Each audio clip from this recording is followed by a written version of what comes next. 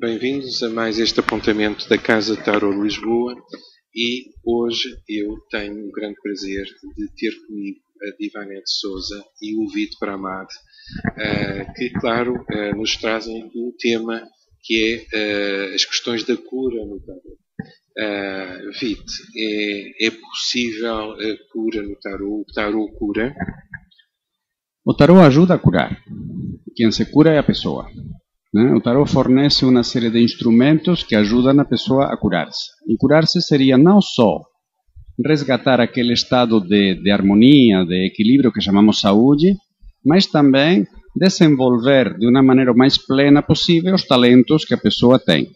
Até essa pessoa não desenvolver isso tudo, finalmente para isso estamos aqui, para desenvolver nossas potencialidades, a pessoa não atinge esse estado de completitude que poderíamos chamar então de verdadeira saúde.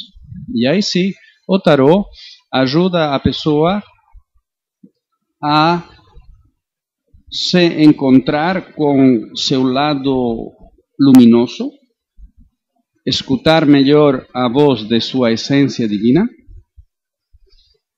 quanto a identificar o lado sombrio, isto é, aqueles padrões de comportamento que foram inoculados e desenvolvidos na infância, quando a criança precisava de desenvolver esses padrões para ter um mínimo de aprovação, ou fugir da rejeição ou abandono, quando a criança era dependente e vulnerável, só que essa pessoa cresceu e os padrões cristalizaram de tal maneira na sua personalidade que décadas depois, não sendo mais essa criança vulnerável e dependente, a pessoa continua agindo de uma maneira automática e inconsciente a partir desses padrões, com o qual perde a graça da vida, com o qual deixa escondida a sua verdade naquelas sustentação de suas escolhas, de suas opções. No momento em que ela identifica esses padrões, vê como foram construídos, pode ir desativando esses padrões para voltar a expressar-se a partir de sua autenticidade e sua verdade. Então nós sabemos que os dois aqui estão a trabalhar em conjunto e, portanto, o tarot alcança aqui, digamos, uma nova vertente através do nosso trabalho em conjunto, que é uma vertente muito vivencial, certo? Querem-nos falar um bocadinho sobre essa vertente? Criamos, então, a viagem ao inconsciente, que é uma viagem pelos 22 arcanos maiores do tarot, e que são vividos vivencialmente, com experiências usando trabalhos corporais, usando meditações do Osho, visualizações criativas, e tudo isso é vivido nessas 22 horas com os 22 arcanos. E a gente tem tido muita experiência onde as pessoas falam do quanto esse processo ajudou a transformar a vida delas, né? Porque é um processo profundo de contato com o arcano, com o arquétipo da criança, da mãe, do pai, né? E cada uma dessas cartas que vai levando a pessoa a encontrar-se mais a nível arquetípico, né? Algo como Pramod dizia, né? Esse lado que está escondido aí, que ela não acessa, né? Nesse trabalho, a gente tem o final do trabalho é um plano de vida, onde a pessoa sai com uma informação mais clara do que ela internamente quer para a vida dela. E há experiências muito intensas, muito curativas nesse trabalho que fazem. Algo que os tenha marcado, as experiências que queiram referir aqui. Sim, eu posso referir de uma que nós tivemos um grupo agora no Brasil, e uma das pessoas no arquétipo da Imperatriz, né, ela entrou em contato profundo com a relação com a mãe dela. E essa entrada, esse contato fez com que ela sentisse muita dor, né? E para ela poder vivenciar naquele ambiente seguro, com aquela técnica que estávamos usando, essa dor em relação à mãe dela, foi muito curador. Ela disse que foi uma grande transformação. E eu acho interessante porque ela me escreveu um e-mail dizendo, olha, não conta para o Vit não, mas vocês se transformaram nos meus pais, né? Minha mãe e meu pai, como se tivesse feito um renascimento importante, né? Mudou a forma dela ver a relação com a mãe dela. Então o trabalho foi muito interessante. E falando um bocadinho mais sobre esse trabalho, Vita, até que ponto é que também, no fundo, tens uma participação neste trabalho? Conjugam bastante bem as vossas forças ou fazem-no em momentos diferentes? Como é que, no fundo, organizam este trabalho, a ligação do tarot e da terapia? Agora mesmo as terapias, digamos que são de alguma forma mais convencionais, que as pessoas conhecem de uma forma mais convencional.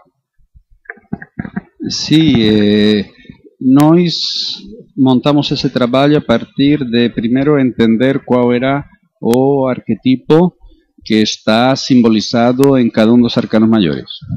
A partir de aí, usando técnicas de bioenergética, inventamos alguns exercícios específicos onde a pessoa se vê de alguma maneira obrigada, né, a interpretar esse papel, né, interpretar esse arquetipo. Inicialmente é uma interpretação, mas na medida que vamos fundo, essa pessoa vai entrando em contato com esse arquetipo, vê como se relaciona com ele, vê se está projetando esse arquetipo, vê como esse arquetipo está manipulando. E a partir de aí limpa sua relação com esse arquetipo. Por exemplo, quando estamos trabalhando o imperador, estamos trabalhando o arquetipo do masculino, da autoridade, e então fazemos grupos. É uma das coisas que trabalhamos no imperador, trabalhamos mais coisas, né? Mas uma das coisas que trabalhamos é como a pessoa se expressa sua autoridade e como a pessoa sente quando a autoridade é exercida em cima dela, né? Então, criamos duplas. Uma pessoa é o pai, outra pessoa é o filho adolescente. Então, o pai fala para o filho que, enfim, que tem que obedecer, que ele pode tomar certas decisões na vida dele, mas algumas não, né? Por exemplo, ele não pode decidir a que hora volta para casa depois da festa, nem pode decidir quando vai de férias, sino que ele tem que combinar com o pai uma série de limites, né? Horários de estudos, horários de recreio, etc., né? Responsabilidades domésticas, e então o pai chama a atenção para o filho para isso. O filho normalmente questiona isso tudo, e então aí o que faz de filho sente como ele se sente ante a autoridade, e o pai percebe como ele se sente quando ele, exercendo a sua legítima autoridade de pai, né, o filho adolescente manda ele pastar, né? Então, a partir de aí, a pessoa percebe como se relaciona com isso, entende melhor quais são as ordens que ele está obedecendo na vida e consegue se liberar disso.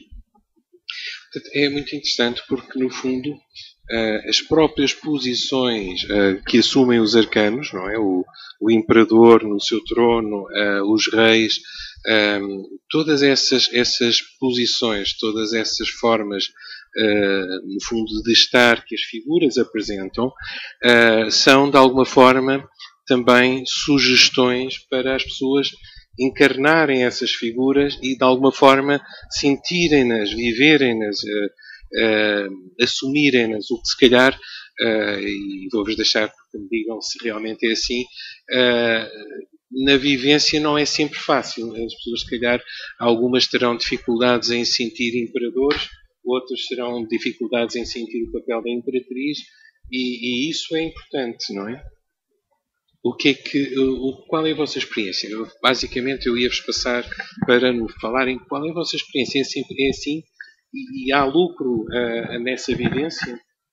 Sim, não é fácil, né? Porque as pessoas estão vivendo exatamente aquilo que pode ser uma dificuldade para elas, né? Se a pessoa, como diz para a Mágica, tem uma dificuldade de exercer a autoridade na própria vida dela, ou seja, uma pessoa que tem uma dificuldade de dizer não, né? Então, se está diante de alguém que tem uma autoridade, ela se retrai e não assume o papel dela, né, de colocar o próprio limite, ela vai ter muita dificuldade de viver aquele arquetipo, aquela carta, né? Então, ela realmente, a forma de trabalhar faz com que a pessoa sinta, né, o arquetipo, que ela sinta o que é a energia de estar vivendo aquele papel naquela experiência, né? Como o louco, que é a criança, né?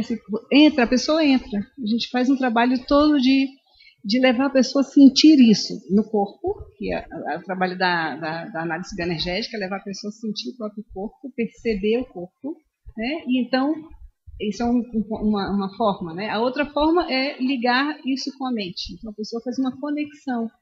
E, claro, ela vai entrar dentro dos processos profundos emocionais que ela tem aí.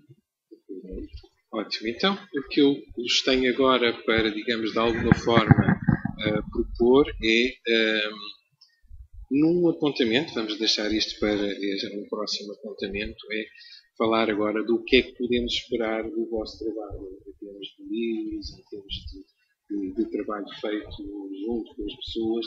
Mas pronto, eu queria deixar isso para um apontamento, para podermos falar um pouco mais à vontade também sobre isso.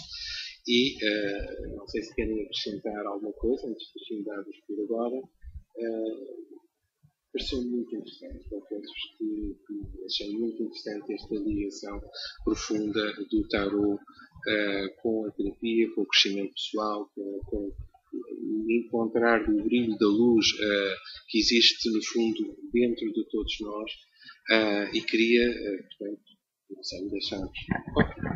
Você está falando agora da luz e da sombra, né? E vimos de uma série de milênios onde o mundo tem sido dividido entre a parte luminosa e a parte sombria, né? A parte divina, a parte diabólica, o bom e o ruim. E assim, no linguagem popular do tarot, tem cartas boas e cartas ruins, né? Isto é uma coisa que precisaríamos superar, porque normalmente todas as cartas têm seus dois aspectos, né? Quase todas têm seus dois aspectos. O aspecto mais criativo da carta e o aspecto mais neurótico da carta, né? Isto se vê muito claro na leitura terapêutica, quando uma carta aparece como âncora, isto é, como dificuldade para a gente avançar, ou quando aparece como método, vamos interpretar ela de maneiras diferentes. Mas tem algumas cartas que não, digamos que só tem um aspecto, mostram um padrão de comportamento que não funciona. Não tem um aspecto criativo a carta. Então, essas cartas, justamente essas cartas, que são as cartas mais sombrias, poderíamos falar, são as melhores, porque nos ajudam a identificar mecanismos mentais ou maneiras de nós gerenciar nossa própria energia, ou relacionar-nos com nosso corpo, ou com o mundo material. Vou colocar exemplos. Por exemplo, 9 de espadas é uma mente cruel. 2 de paus é uma carta onde estamos interiormente em conflito entre uma parte mais espontânea, mais instintiva, mais, entre aspas, selvagem, e uma parte mais oficial, mais restritiva. Né? Uma carta, todo mundo sabe que o 5 de discos fala de tensões corporais, de somatizações e de problemas econômicos. Justamente essas cartas, quando aparecem, quando percebemos, ajudam a nossos consultantes a perceber justamente aquele mecanismo que não lhe deixa avançar. É quando esse consultante tem uma melhor possibilidade de dar um grande salto na sua evolução. São as cartas que finalmente, eu chamo de cartas críticas, são as cartas que finalmente são as que mais ajudam, mais que salga um maravilhoso sol que você fala, seja mais você mesmo. Expresse mais sua criatividade. Tudo isso está muito bem, mas as outras são as que rompendo esse padrão que bloqueia, ajudam a pessoa a avançar mais. Pronto, e isto penso, muito curioso, porque é um dos aspectos que eu gosto muito de reforçar também nas palestras, nas formações que dou, que é esta questão de que não há cartas boas e más, há cartas para serem descobertas e que nós precisamos compreendê-las para tirar, digamos, o melhor dessas cartas, para que elas se tornem cartas que nos ajudam, que nos apoiam. E isto penso que é muito importante, porque quando nós dizemos eu não gosto do imperador, eu não gosto de uma torre, nós no fundo estamos a descuidar os aspectos que essas cartas têm de valor para nós e pondo-as radicalmente fora, nunca vamos conseguir lidar tão bem quanto seria desejável com essas energias. Será isso então? Muito obrigado por abrir este espaço para a gente. E ficamos para outra próxima, né? Se você então quiser. Fica mais um pouquinho. Sim. Num próximo apontamento, eu ia desafiar-vos para falarem um bocadinho mais sobre os vossos projetos. Portanto, este vai ser já o apontamento a seguir. Eu peço, digo às pessoas para ficarem atentas e agradeço-vos por terem estado aqui hoje. Nós que agradecemos, foi um prazer estar com você, como sempre tem sido. Obrigado. Obrigado a você. Então, até muito breve.